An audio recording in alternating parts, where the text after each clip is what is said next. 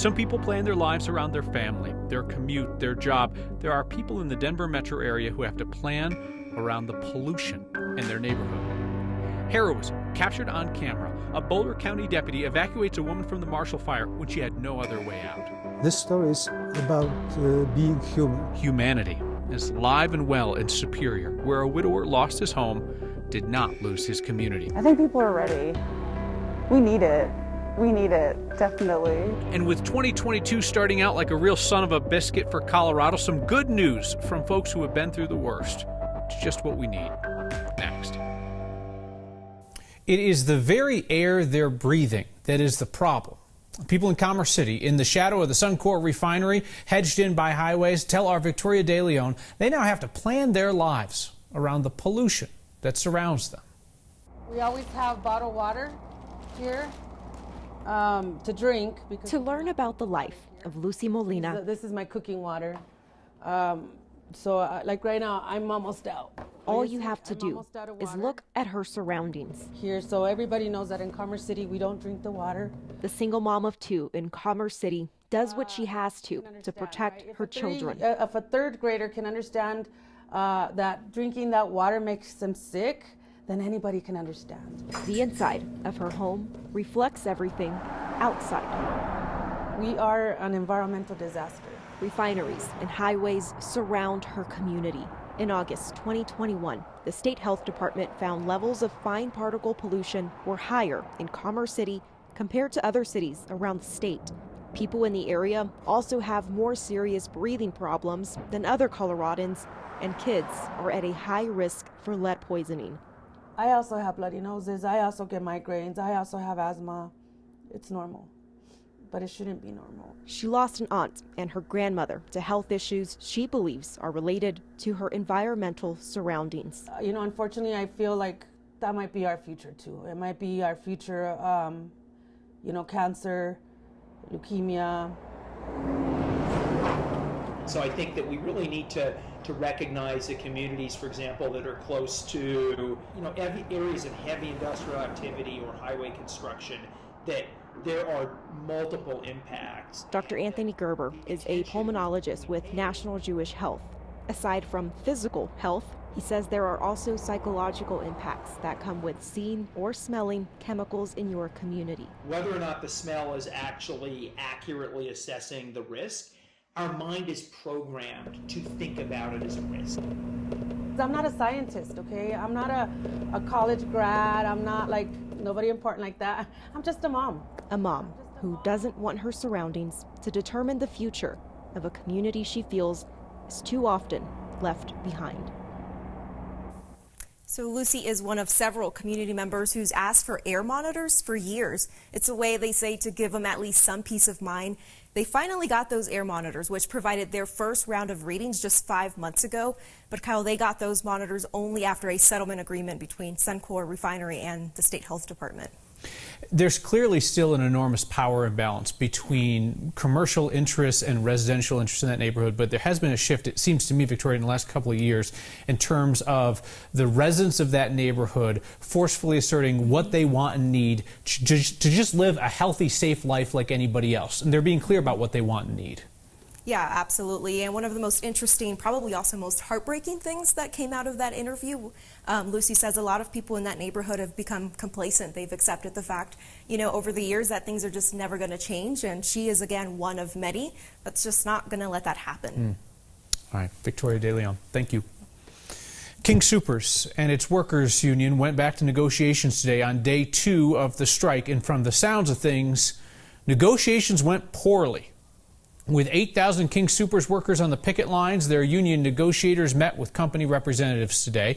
UFCW Local 7 demanded the King Soopers local president Joe Kelly show up for negotiations. The union says he did and erupted in a fit of rage. King Soopers also put Kelly front and center today in their messaging, releasing a statement where Kelly said the union had manipulated its workers into striking. So fair to say, day 2 with no end to Colorado's first grocery strike since 1996 in sight.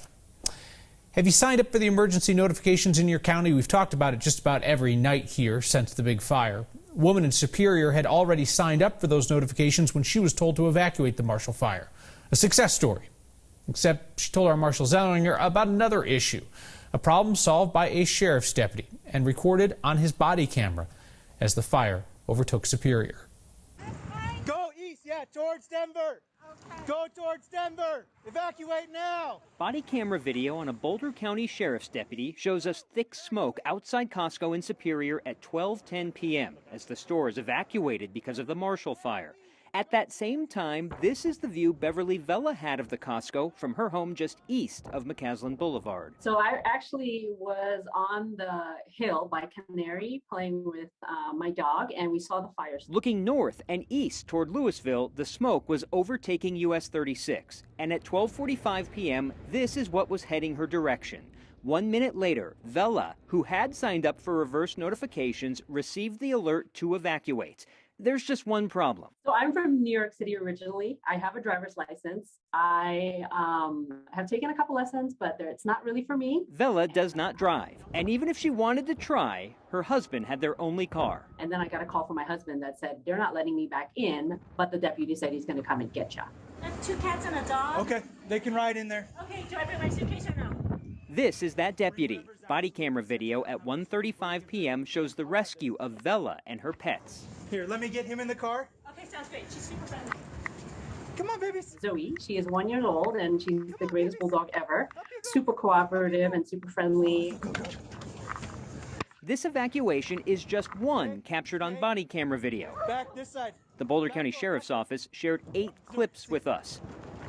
Deputies going door to door, rounding up loose pets, and giving rides when there was no other way out.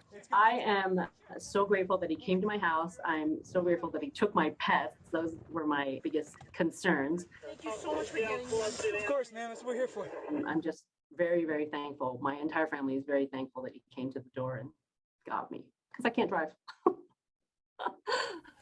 Beverly, Zoe, her bulldog, and her cats are all safe. Their home also survived. She told me the deputy called her last week, but they've been playing phone tag. He was checking on her and her husband, and she still wants to give a proper thanks, which she kind of did in the story, but it's got to be personal.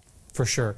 So, Marshall, we talk about these emergency notifications. We have been begging people to opt in for their notifications. That said, you continue to ask questions about what types of notifications would work best and could work best in the future. We just don't want people to say, well, I'm going to hold out for a better system when they unveil that, because God forbid something happens next week. I mean, in the meantime, at least sign up for the system that's being used. And as you saw, Beverly had done that. And she told me she got the reverse notification, she got a text message, and she got an email. So she was covered for this.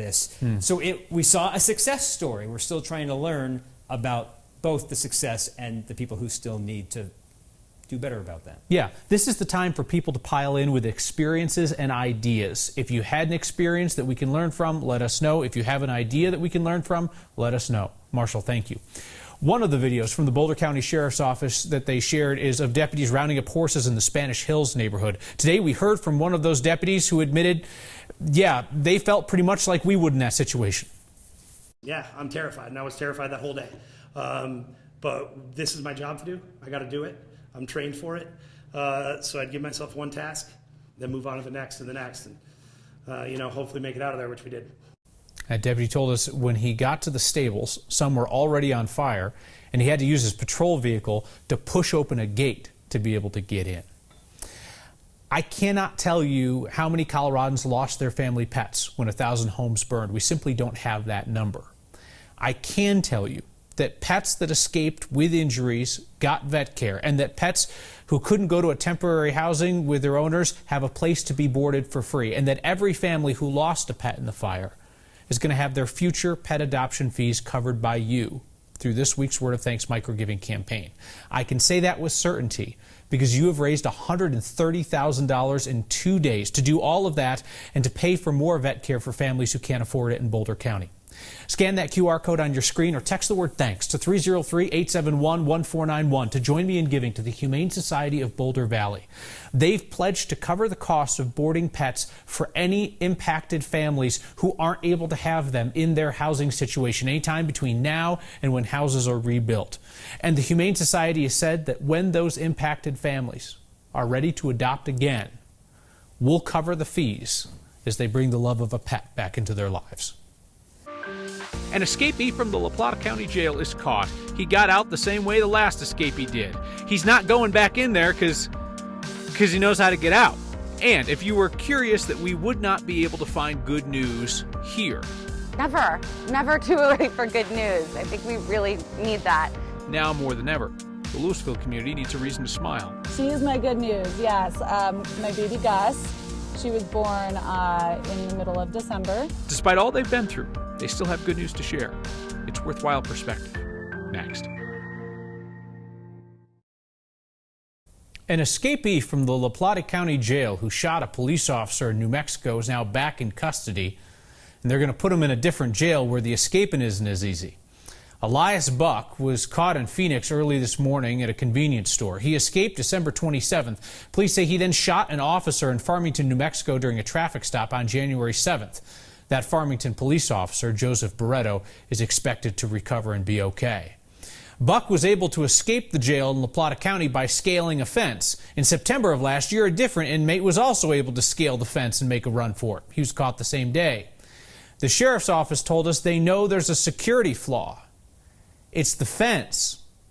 The sheriff says it's being fixed now thanks to some new budget funds. The snow is ending across the metro area from north to south. What a change from yesterday. Sunshine and 60s. Today, a 20-degree temperature drop. The snow is still falling for some areas, but the trend is for warmer, drier weather heading into the holiday weekend. 41 in Denver today, some 50s over southern Colorado. And we have the snow moving from north to south out of the area as the whole storm system begins to pull away. This will become a major ice storm for the northeast over the weekend. High wind warning will expire at 7 for the eastern plains.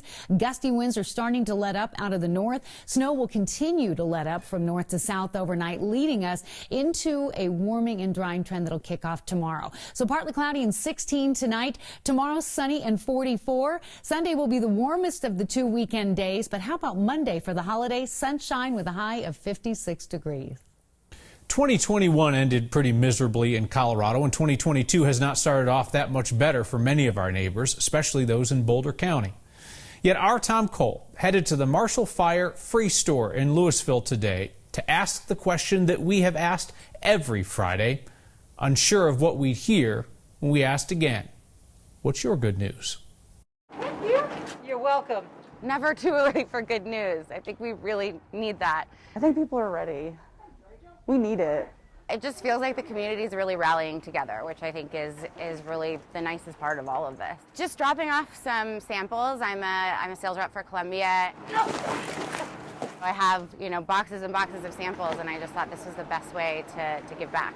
My good news, my best friend just had a baby, and we're taking her out on the town today, and I just bought her a glowworm, which was my favorite toy when I was a baby, and that's my good news for the day. My good news is my daughter earned her 220 badge in archery, and we're so proud of her. She is my good news, yes.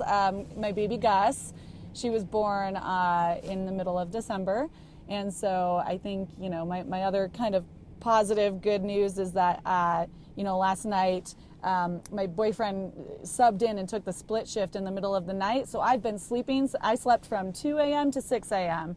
for the first time in a very long time. Well, my good news is that tomorrow morning we're going to have an amazing amount of stuffed animals that will be brand new, free to the community, that were collected by a young girl named Libby. We haven't organized these. Up here, dogs and cats. I love my stuffies so much. They're like my world to me, and I just want every kid to have a stuffy of their own. My good news is we're okay, and I'm sad for the people that lost their home, but I'm glad for the people that didn't. That's my good news. You're figuring out who's your friend whenever you are in trouble. Neighbors are lighting the way in dark moments, especially for a man whose family is half the world away. That's next.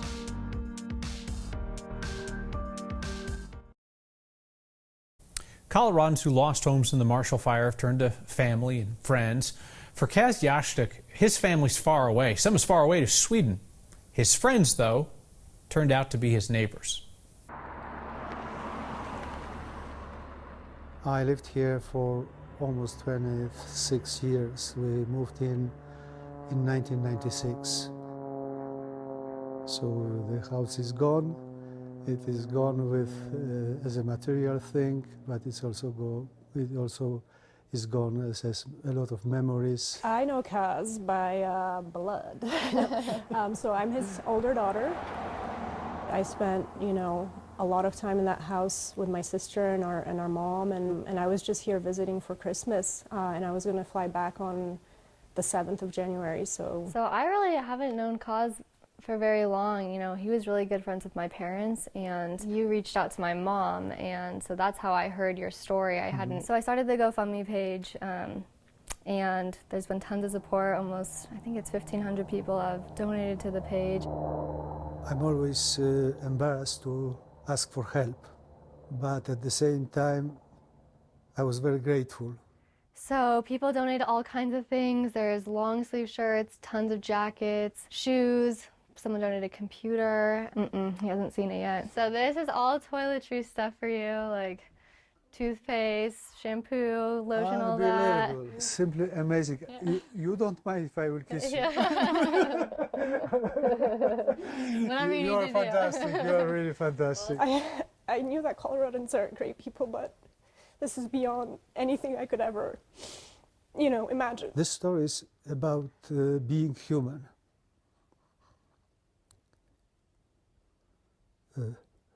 This story is about friendship. This story is about togetherness. Yeah, you have to do a fashion show. Yeah.